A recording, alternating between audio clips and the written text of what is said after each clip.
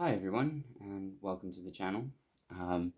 So today I'm going to have a little chat about some stuff, and well, we're going to chat about some things that I've been up to, that sort of thing, and have a little talk about quality and ingredients and stuff like that. It might be a bit of a ramble. We'll see. We'll see how it goes. Okay, so um, I've been doing quite a lot of gardening over the last couple of years. Really gotten into it. Mostly just just as a hobby, to be honest. Um, but I thought, hey, I might as well try and start a business out of it. Uh, as I get better and better with these things. Um, Anywho, so in that process, I've learned quite a lot. And one of the things that I've learned to do is how to make biochar. You might be asking what that is. Well, it's effectively a charcoal substance that is put into compost and things like that in order to. It sort of acts like a bit of a coral reef within the soil itself for microbiology to propagate and feed off or live inside of, in fact. Um, yeah, anyway, so pretty cool stuff to mix into your soil when it's ready, of course, and once you've done it correctly. Which brings me to, I guess, the topic of the conversation, or the real topic of the conversation. Because here's the thing. I found a flaw. I found a problem with some of the material that I was using to create this stuff. Um, uh, let's think here. Okay, so what I do is really I chuck a bunch of charable material, and you can do bones. You can do uh, twigs and sticks and stuff like that. Um, but effectively anything made of carbon that's thick enough, I guess.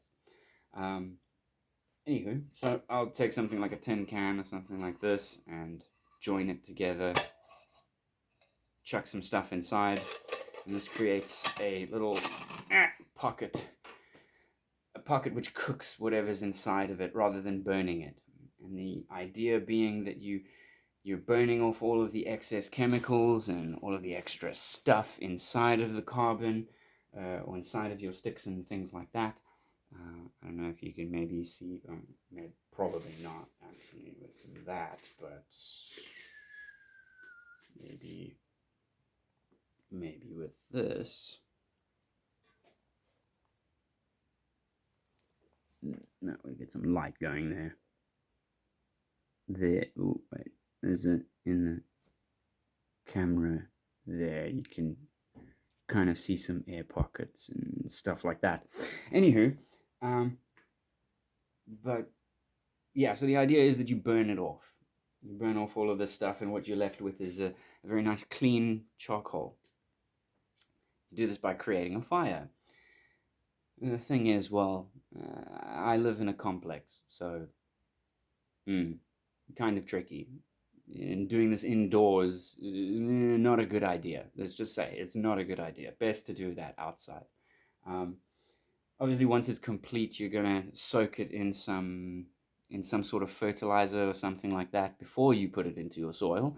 Maybe preferably chuck it into a compost pile in order to propagate or get things to live inside of it, and it sort of soaks up a whole bunch of water or nutrients. There we go. Break that. You can see that's nice and wet. This I wet 3 weeks ago, minimum. So it also retains a bit of water as well, which is very handy for plants and stuff during droughts and harsh times and that sort of thing. Anywho, so this is a bit of a process, as you can probably gather so far. Now, which leads me to the small issue that I encountered while making this stuff. So I can't really have a big fire. That's the one thing about this for me. So I can't have a big fire, given that it's a fairly densely populated area. So I do have to be a little bit more cautious about things. I don't want to be wafting a bunch of toxic smoke into the air or something like that. Um, so I kind of have to stick to the complex rules. Okay, all right. Well, for that, we'll use charcoal. I'm going to use charcoal in order to make my fire. And you might be thinking, why the fuck? Why would you, why, Siege, would you be using charcoal to create charcoal? This seems a little bit stupid, doesn't it? Like, why use this to create something that looks exactly the same? Well, that's because it's not. Now, this charcoal, these two sets of bright charcoal here, I don't know where they've come from. I have no idea. And right here, there's a little bit of an evidence of that. On the edge of this little briquette is a little string of something. I don't know what this is. I have no clue. I can't tell whether that's plastic or grass or something like that. And I don't know how these guys have packaged this.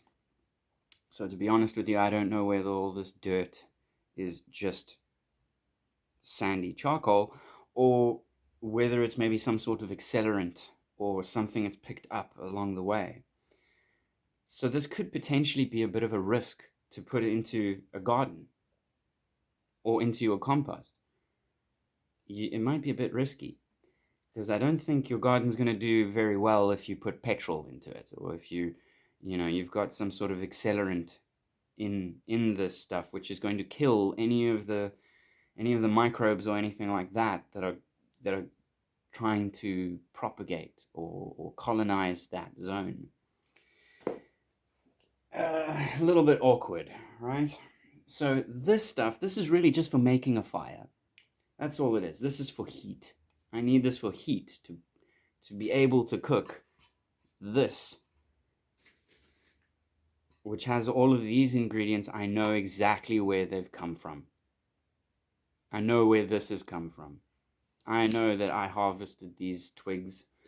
I know that's completely natural. I know that the cooking process that I've gone through is adequate to then toss into my compost and let it soak in like this. Now this stuff, this is ready to add. This is something that's ready to add into my garden beds. And as I said, you really can just sort of use anything. And every now and then you do see some cool shit while doing it. And charring some bones is quite fun. So anyway, back to the point of the video. Every now and then, well, ingredients tend to be fairly important. And when you find the wrong ingredient in the mix, well, as I said, I'm not putting this into my garden. I'm not putting this into my garden. And I'm damn sure not putting this anywhere near my fucking fire. This right here is what looks to be a lump of tar.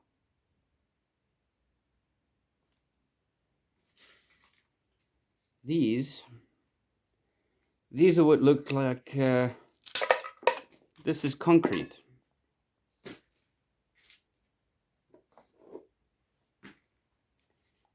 Concrete and rock and tar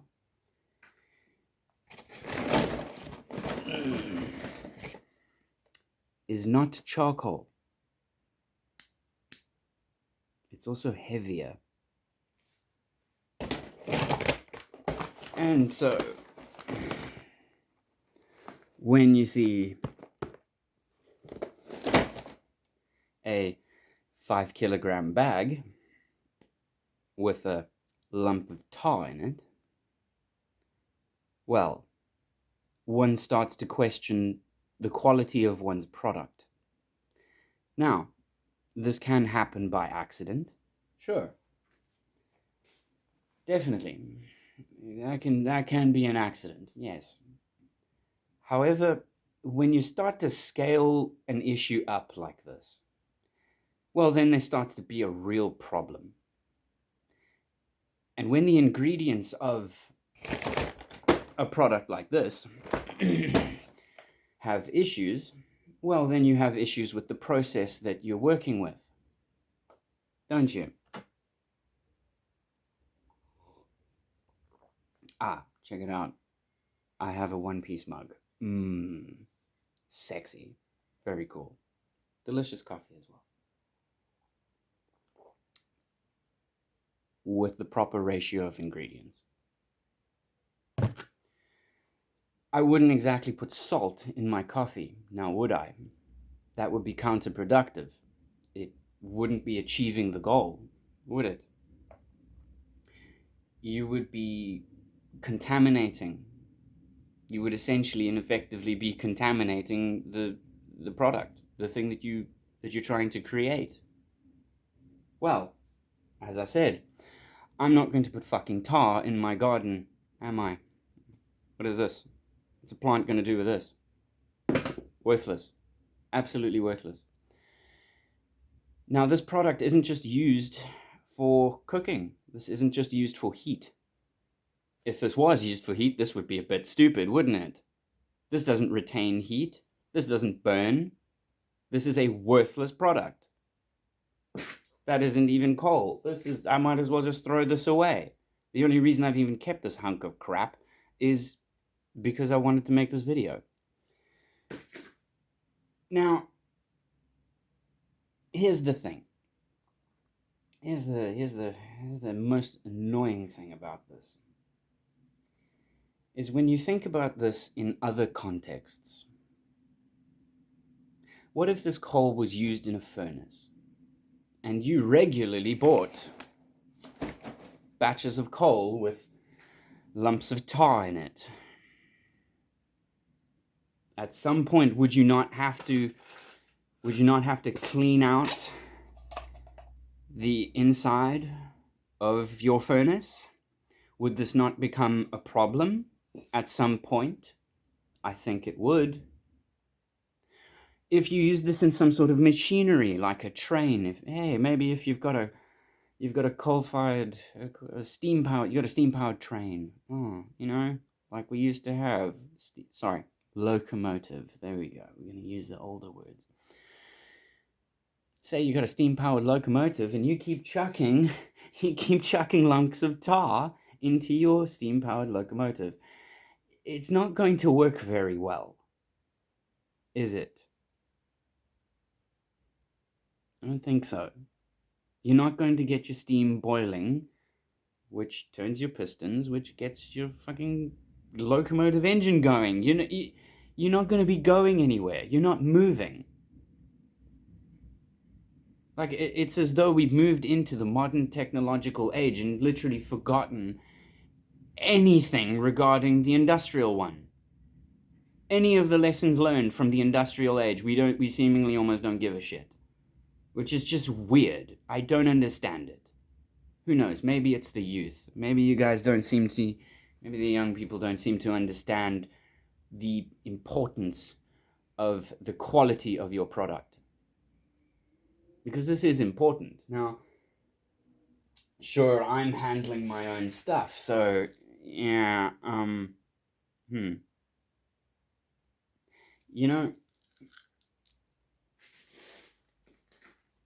sure you'll definitely find it before you put it into the fire.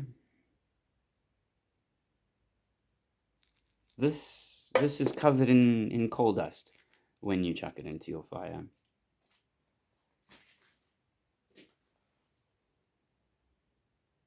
Do you feel safe cooking over a lump of tar?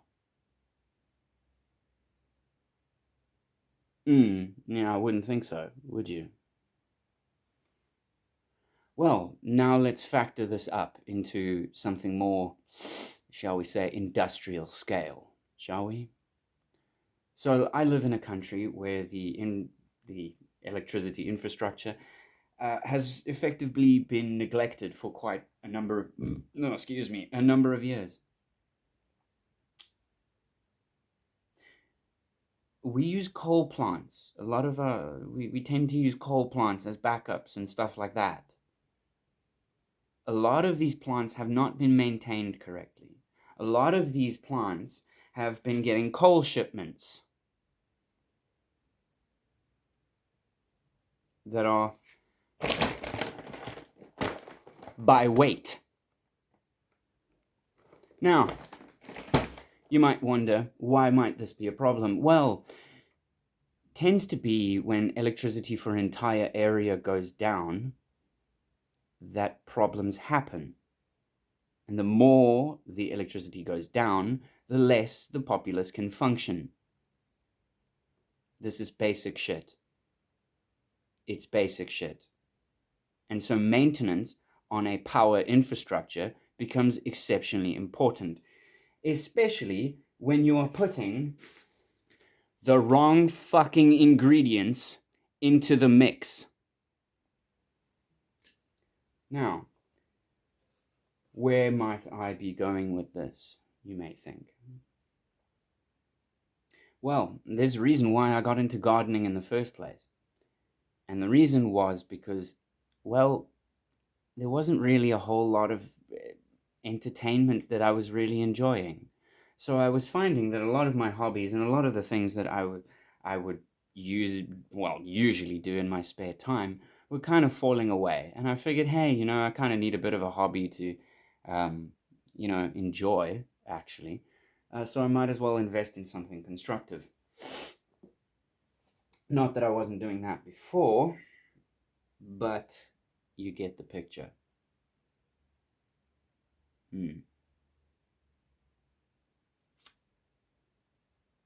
reason I wasn't enjoying a lot of these things that I usually found entertaining was very simple. Because the wrong ingredients were going into it, resulting in defective product. Here's looking at you, Disney.